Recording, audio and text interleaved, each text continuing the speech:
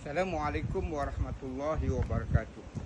Dalam kehidupan kita, kita sentiasa diuji oleh Allah Subhanahu Wa Taala. Justru dalam tubuh badan kita ini ada hati, dan hati ini merupakan raja kepada seluruh anggota kita.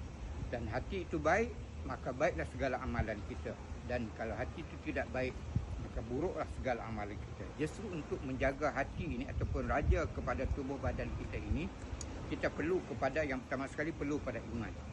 Iman itu perlu dijaga oleh ilmu, dan ilmu itu perlu dijaga oleh amal. Kalau ilmu ada saja tidak beramal, tidak berguna.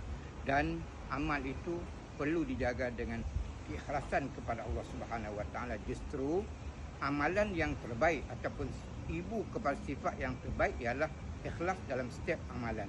Justru jadikan kita orang yang ikhlas dalam kehidupan kita, sama ada kita seorang pekerja, seorang hamba, seorang bos, seorang suami, seorang ayah ataupun siapa saja kita ini, jadikanlah orang yang ikhlas dalam setiap amalan kita.